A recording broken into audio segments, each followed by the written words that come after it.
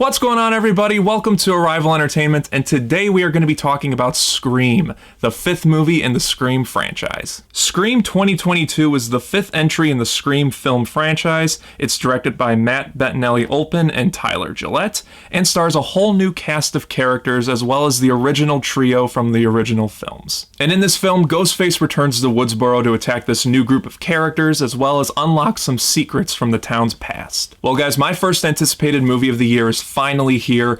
I've never talked about the Scream movies on my channel, but I am a huge fan of this franchise. I'm gonna do a ranking video sometime this week after I do this video, but next to Halloween, Scream is my most nostalgic horror franchise. The first one's one of my favorite horror movies of all time. I really like Scream 2. Not a huge fan of Scream 3, but I really enjoy Scream 4, so it's an understatement to say I was excited about this movie, but also nervous about this movie. This movie had a lot going against it. First off, it's the first and only film not directed by Wes Craven because he died a few years ago, and it's coming out in January. A horror movie in January. That's like 95 or 99% not a good sign when you see that. January is the time of the year where studios just dump out their movies that they feel isn't going to do all that well, and then they're just kind of forgotten about for the rest of the year. But there are a couple of gems here and there. And so with Scream coming out in January, that made me nervous because, like I said, especially for horror movies, that's not a good sign when it comes out in January. But I was still holding on to some hope because they brought on the directors of Ready or Not. I haven't seen Ready or Not yet, but everyone says that movie's great.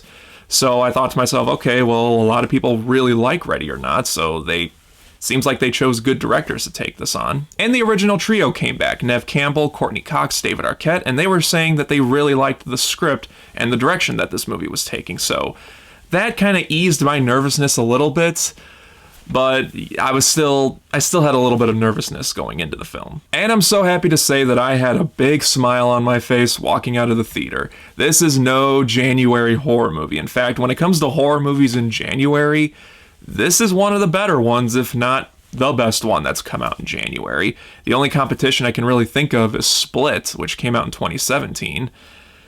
And yeah, I was genuinely surprised on how much I really liked this one. Let's talk about what I liked about the movie first, as well as one of my big worries, and that was the new set of characters. I was really worried that this movie was just gonna have these new set of characters just be body counts for Ghostface, and then the original trio, they were gonna do what they normally do, take over the entire movie, and the rest of the characters are just kind of throwaway disposable characters. Not the case in this one. I really like this new group of characters, especially Melissa Barrera and Jenna Ortega. They're probably the best in this movie. They have great chemistry together. Melissa Barrera, she's kind of like the new lead in this movie. It's not Sidney Prescott, but we'll talk about that in a little bit. But her and Jenna Ortega, like I said, they worked great off of each other, and if they do continue the films after this movie, because I heard this movie's supposed to be like a restart of the film franchise, I wouldn't mind these two continuing. But this new group of friends, I think they just worked really well off of each other. They were likable, they were charismatic, they did a good job carrying this movie, especially when the original trio came in. David Arquette, Courtney Cox, and Neve Campbell all do fantastic jobs in this movie. They haven't lost it a single bit. They own these characters. They are so good in this movie, especially David Arquette. He probably has the most to do out of the three, and he shines in every scene he's in. It is so good to see them back. Neve Campbell, I can see some people seeing a little bit disappointing, not necessarily in her performance. She does a great job in the movie, but she's not in the movie all that much. There's that scene in the trailer where Dewey calls her and says that there's been more attacks. Do you have a gun? And she says, I'm Sidney Prescott. Of course I have a gun. There's that scene in the beginning, and then she doesn't show up until like the end of the second act, beginning of the third act. But once she does come in, she does have a lot to do, and she kicks a lot of ass again. As well as Courtney Cox. She's heavily involved in the third act as well, and her and Sidney, they work together at the end of the movie, and both of them are really great together. I still remember back to the first Scream movie, and even parts of the second Scream movie where they just hated each other. And so it's nice seeing them, you know, they've been through all this stuff together. It's nice seeing them interact well towards each other. In Scream 4, and Scream 3 and this one. Now let's talk about Ghostface himself. He is brutal in this movie. This is probably the most brutal Ghostface has ever been since the original Scream movie. I mean, the kills in this movie they just made my skin crawl every now and then. Some of the kills in this movie are very subtle, but the way they're shot and the way the music kicks in makes it so disturbing. There's 2 kills I want to mention, and I'm not going to mention who dies in these kills. I just want to talk about how they're filmed and what happens, so to speak. And they're not spoilers. Again, I'm not mentioning who dies in these scenes. But there's one kill where someone's pinned up against the door, and the camera is focusing on Ghostface and the guy who's getting killed. And the knife is slowly, very slowly going through this guy's neck and then out the other end of his neck. And the camera just holds on that. And it was so creepy and disturbing the way they filmed that.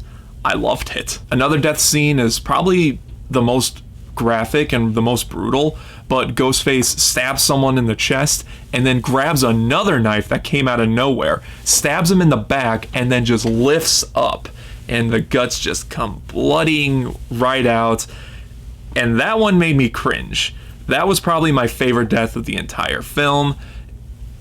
Like I said, Ghostface is so brutal in this movie. Some kills, like I said, are subtle, but some are really graphic, and it earns that R rating. Now, of course, there's a lot of callbacks to the original Scream movie, which I expected. If there's a film franchise that can get away with so many winks and nods and callbacks to previous entries, it's the Scream series. I mean, they're known for that. There's also good commentary in this movie about the state of horror and film franchises as a whole. For instance, these characters, instead of watching slasher movies, they're more into horror films like Hereditary and Get Out. What's the other one? They mentioned another one. Oh yeah, It Follows. So they watch horror movies like that nowadays, which has become more popular in the late 2010s, early 2020s. So I thought it was pretty clever that they commented on that, how horror has changed over the last handful of years and what's considered popular now for horror films. And I liked how they made commentary on film franchises as a whole. They talk about toxic fans in these franchises and how if a certain entry doesn't live up to their expectations, then it's considered the worst movie ever. There's a Last Jedi jab, hint, whatever you want to call it in this movie, where they talk about Stab 8, and one of the characters says, "Oh, that was done by the director who did Knives Out. I really like that one." And then another character says, "Well, apparently you have shit taste in movies." And I'm like, oh god.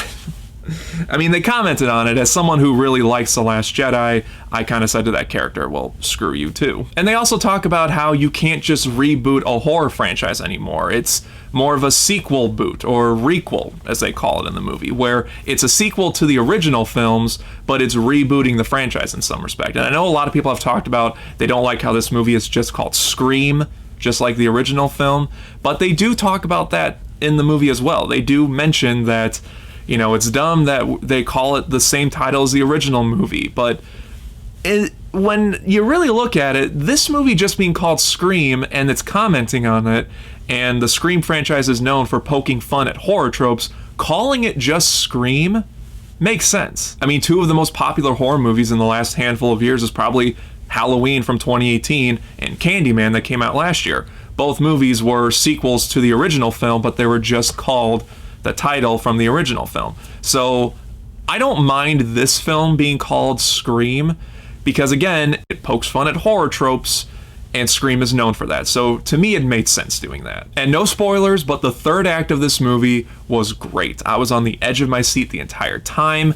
I know some people are disappointed with the killer reveal, but I wasn't. I genuinely didn't know who did it. I thought they did a good job keeping you on edge with who could be the killer, and some people said they predicted the killer. That's fine. I honestly didn't see it coming. I wasn't really paying attention to the clues and the signs, and then when the killer was revealed, I thought back on it and I was like, okay, yeah, I could see why some people might think that was a little obvious or that was too on the nose or whatever, but I don't know. Like I said, I didn't really see it coming. However, I will say this. There's a lot of times where characters are pointing fingers at each other, and it gets to be a little too much. It gets to the point where I'm like, okay, you guys are essentially calling each other out for killing your friends. You're essentially calling each other murderers. How are you guys still friends after all this? I mean, if someone kept accusing me of being a serial killer in a movie, I'd get pissed off a lot after a while, and I would not talk to those people because they're accusing me of something I didn't do. So the finger pointing does get a little too much into this film. I know Scream is known for that, but it just goes a little too far in this film. But overall, guys, I had a great time with Scream. I thought it was way better than it should have been, especially for a January horror movie, and the 5th entry in this franchise, and it's not directed by Wes Craven because he died a few years ago. This movie, to me, on those aspects, definitely delivered. I had such a fun time with it. I want to see the film again because I feel like there's a couple bits of information that I missed. There's a lot of exposition and information just thrown at you in this film. And so there are a couple times where I missed a line of dialogue because I was trying to piece together what they said earlier on. So I am going to see the film again, but nevertheless, it didn't affect my overall enjoyment of the film. I definitely recommend this film, especially if you're a horror fan and a fan of the Scream franchise. And it's definitely worth a Blu-ray purchase. I do recommend seeing it in theaters, but after it's done in theaters, I do think it's worth a Blu-ray purchase. Like I said, it delivered on mostly everything for me. I had a great time with it. So guys, that's my review for Scream. Just like always, let me know your thoughts on the film down in the comment section, and where does it rank in your Scream ranking? I'm going to be doing a Scream ranking video later in the week, so look forward to that very soon. But whatever your thoughts on everything is, let me know down in the comments. And just like always, guys, thank you again as always for watching. If you enjoyed this video, then don't forget to like and share it. Subscribe right here if you haven't already. And until next time, guys, take care.